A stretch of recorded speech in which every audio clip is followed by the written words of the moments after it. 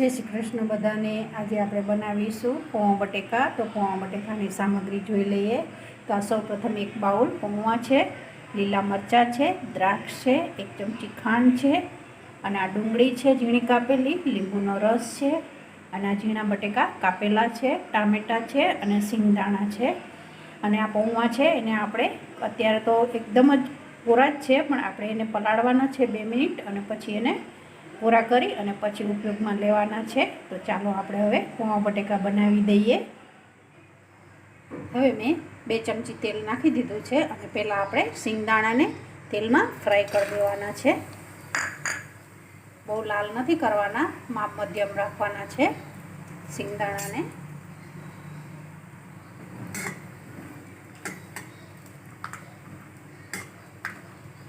થોડા ક્રિસ્પી થઈ જાય સિંગદાણા પછી આપણે કાઢી લઈશું।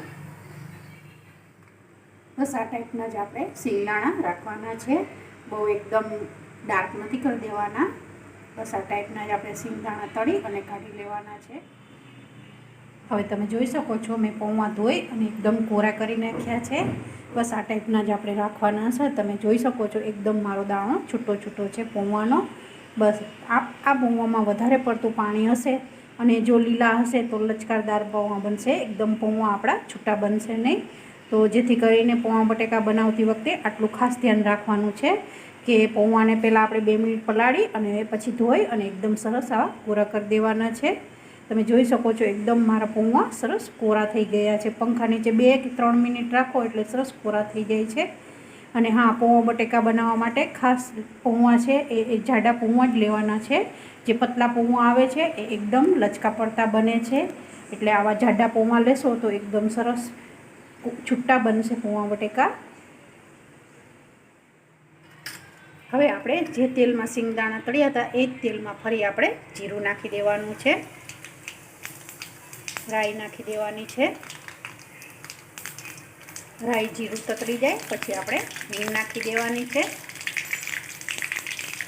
હિંગ સરસ તતરી જાય, રાઈ તતરી જાય પછી આપણે ડુંગળી નાખી દેવાની છે। ડુંગળીને એકદમ સરસ ગોલ્ડન કરી દેવાની છે આપણે। આ પૌવા બટેકા ચરોતરમાં વધારે બને છે। તમે જો કોઈ પણ ચરોતરના ઘરમાં જાઓ તો તમને આ રીતના જ બનતા પૌવા બટેકા મળશે તમને। આ ફેમસ છે ચરોતરના પૌવા બટેકા। હવે ડુંગળી સરસ થઈ ગઈ છે ત્યારે આપણે લીલા મરચાં નાખી દેવાના છે। લીલા મરચાં નાખ્યા પછી આપણે ટામેટાં નાખી દઈશું। ટામેટાં નાખ્યા પછી આ બટેકું એક છે કાપીને મૂક્યું છે એ નાખી દીધું છે મેં। હવે આપણે આને 2 મિનિટ હલાવવાનું છે અને આપણે 5 મિનિટ આપણે તેલમાં અને ડુંગળીમાં બટેકાને એકદમ સાતળવાનું છે, પાણી નાખવાનું નથી।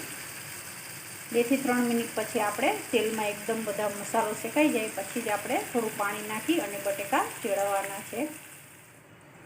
હવે આપણે ચેક કરી દઈએ, સરસ બટેકા, ટામેટાં અને ડુંગળી એકદમ તેલની જોડે જ શેકાઈ ગયું છે, તમે જોઈ શકો છો।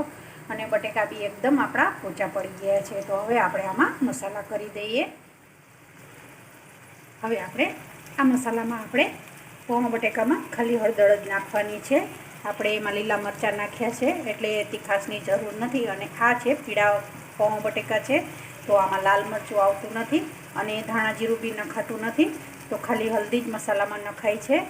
અને પછી આપણે આ થોડું મિક્સ થાય પછી હવે આમાં આપણે પાણી નાખી દઈશું।